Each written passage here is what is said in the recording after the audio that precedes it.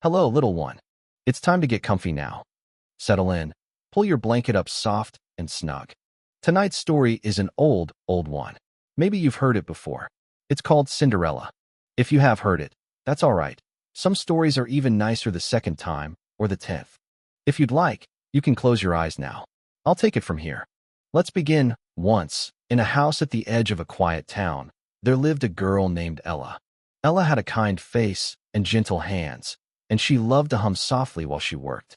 She lived with her stepmother and two stepsisters, and because Ella spent so much of her day near the fireplace, sweeping up the ashes and cinders to keep the house warm, they began calling her Cinderella. She didn't mind the name so much.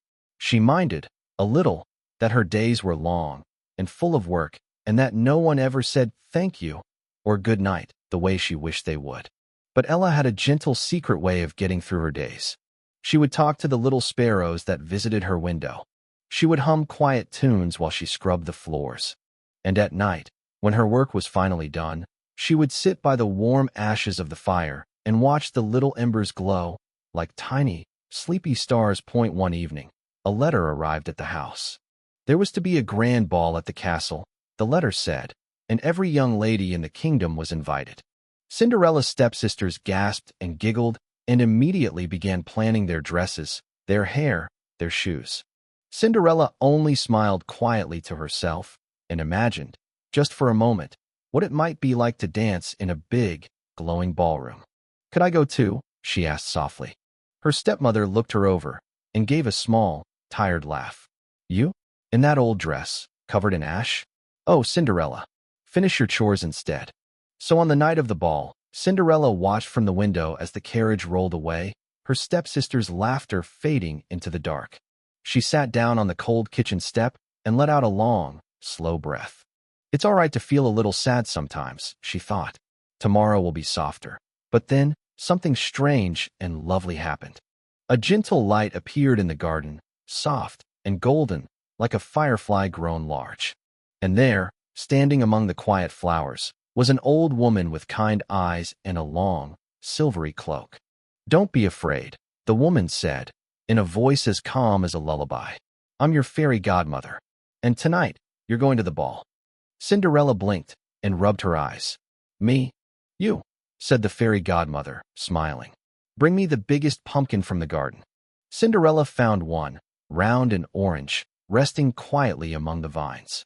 The fairy godmother touched it gently with her wand, and in one soft shimmer of light, it became a grand, golden carriage. 6 little mice from the garden became 6 white horses, calm and gentle. And with one more soft wave of the wand, Cinderella's tired old dress became a gown the color of moonlight, and her worn little shoes became slippers of clear, sparkling glass. "There now," the fairy godmother said softly. "You look lovely. But remember, this magic only lasts until midnight. When the clock begins to chime 12, you must start home, all right? Not a moment later." "I understand," Cinderella whispered. "Thank you." And with that, off she went, gently rolling through the quiet night toward the castle, its windows glowing warm and golden in the distance. The ballroom was full of soft candlelight and quiet music and swirling gowns. Cinderella stepped inside, feeling a little shy, but the room seemed to hush and glow around her. And that is when the prince saw her. He crossed the room slowly and asked, very gently, if she would like to dance. "I'd like that very much," Cinderella said.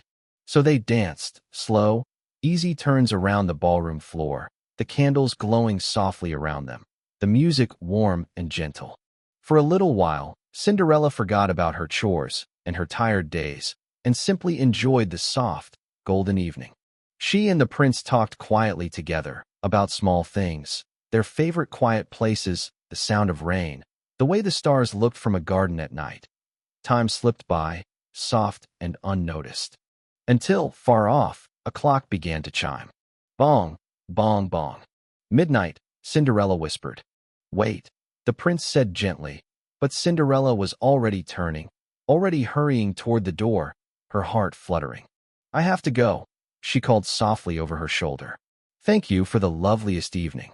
And as she rushed down the palace steps, in all that hurry, one of her glass slippers slipped from her foot and was left behind, glimmering quietly on the stone stairs. Cinderella didn't stop. She climbed into her carriage, and just as the last chime rang out, the magic gently faded. The carriage became a pumpkin once more. Her gown became her old, familiar dress. But she still had one glass slipper, and she still had the memory of the softest evening she'd ever known. The prince picked up the little glass slipper from the palace steps and held it very carefully.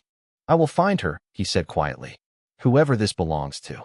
So, over the next few days, he traveled gently from house to house, asking every young lady in the kingdom to try on the slipper. It didn't fit anyone, no matter how they wished it would. At last, he came to Cinderella's house. Her stepsisters tried the slipper eagerly, but it didn't fit them either, no matter how they pushed and tried. "Is there anyone else in the house?" the prince asked gently. "Just Cinderella," her stepmother said.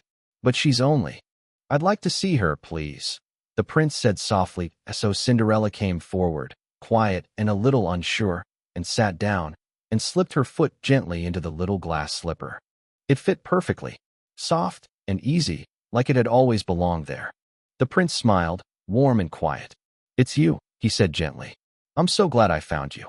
And so, Cinderella left her tired days behind and went to live in the castle where the evenings were warm and the days were gentle and no one ever forgot to say goodnight.